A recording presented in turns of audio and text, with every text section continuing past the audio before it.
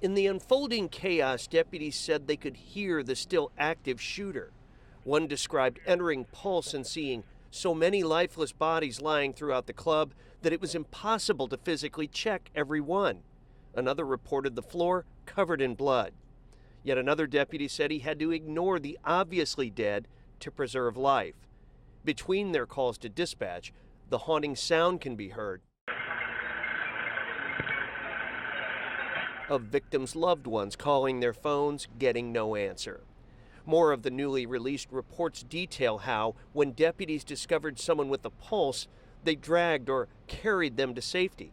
Once outside, they separated critical patients from so-called walking wounded, like this survivor. Please help my friends. Okay. They're very injured. They're coming. One woman with a gaping wound to her wrist that left her bone visible pleaded with deputies, "I'm scared. Please talk to me. I don't want to die." These new documents also explain when protective shields were requested to defend themselves from the still active shooter, deputies were advised by dispatch the shield will not stop rifle fire. During the rescue, a deputy noted being told by dispatch the person responsible could possibly be affiliated with a terrorist organization, and the suspect, who had already inflicted so much death and destruction, claimed to have explosive devices. A colorful and dangerous mystery. Someone is spray painting wild animals in Florida. This white ibis, spotted in Palm Beach County, covered in paint. The Florida Wildlife Commission is investigating. Birds are federally protected, and that spray paint is toxic. You're coating their feathers, and they're not getting that UV light that they need. They can't fly. If they preen themselves, the toxins are going into their body. Lauren Kennedy works at the Back to Nature Refuge in Orange County. Last month, her office took in 2 tortoises, their shells decorated with markers and paint. A tortoise's shell is its skin, so as it gets covered in paint, it can basically starve to death. Their skin takes in a lot of the UV light and hydration, and if that's covered, they're slowly going to die. One tortoise didn't survive. The other took months to recover. A lot of times it's kind of seeped in there, so you're trying to scrub that, every day, and you want to keep them hydrated. So a lot of times we have to give them fluids. Fortunately, the bird will be okay. The FWC posted warnings online. Wild animals don't need a makeover. Admire them for their natural beauty. In Orange County, Amanda Crawford, Wesh 2 News. Mass shootings across the country in the public and in classrooms is the reason why a group of local law enforcement officers are teaching teachers how to turn the tables. If you don't have some ideas going into a crisis, it's difficult to come up with good solutions on the spot when you're under fire. When a gunman is on the rampage, experts say you only have 3 options: run, fight, or hide. If you hear gunshots, run to the classroom door instead of running from it.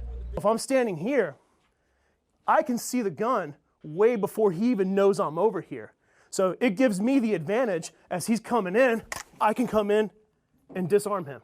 Instructors say go for the head, the body, and fight hard. Being aggressive it catches them off guard and helps give you an advantage. During the massacre at Sandy Hook, one teacher put her students in a closet. While they all survived, officers say it's a bad place to hide. This closet that you've just hid all these children in, that is like a buffet to them. They're going to open fire. Experts say in many situations, the shooter will find targets inside of a hallway. We call this in law enforcement a fatal funnel. The best defense is to run. If you can run at an angle, do so. It's harder to shoot at an angle. It's very easy to shoot at a moving straight target. Keeping low, keeping quiet, aware of your surroundings. The teachers say these lessons will make them better prepared if the unthinkable happens. I think the more confident you are and the more plans you can have in your head, it makes you better prepared to react. In Sanford, Travell Island, Wesh 2 News. In my mind, I was thinking like something worse could have happened. So I was just scared. We're hiding her identity, but this 15-year-old wants you to hear her story. He asked me again. He went behind me and asked again. He's like, "Do you want to ride?" And I'm like, "Nah, I'm good." This sketch is what the 15-year-old described to Osceola County deputies after a disgusting act Friday morning on her way to school. It started when she first noticed the man in a silver 4-door Honda. The girl saw the man and decided to make a turn on Alderwood. He followed her and twice asked her to get in the car with him. Detectives are very concerned. We don't know what his motivations were. Whatever that motive was, deputies say that's when he exposed himself and sped away. We can barely sleep at night. My wife can sleep, I can sleep, thinking about the guy coming back for her. Norman Rodriguez's daughter told him what happened that afternoon, right before he called 911. The words that she told me when she talked to me in the afternoon when she got back, she said, like, Daddy, I thought that he was going to rape me. And that's what ripped my heart right there. Rodriguez immediately warned neighbors, too. There's other kids that they go to the same high school that she goes to, that they walk through here in the morning that is dark. So I advised them what happened so they could be on the lookout. Investigators want this guy off the streets. So does she.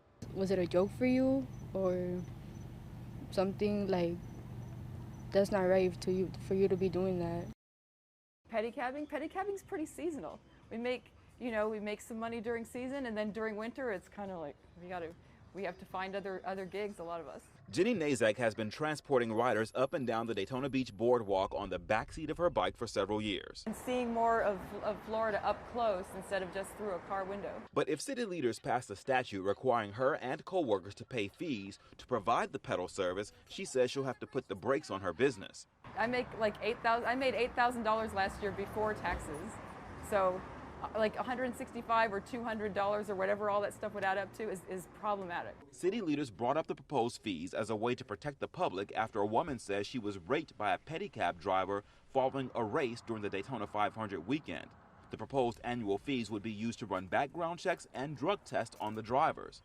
Jonathan Forgone owns 5-Star Pedicabs. He says drivers will have to pay this fee up front, and that could put him out of business. If the fees would pass, as far as what they would want, no driver would be able to pay the subsidized amount they were requesting. Wednesday night, leaders at City Hall decided to move forward with a public hearing before they make their final decision.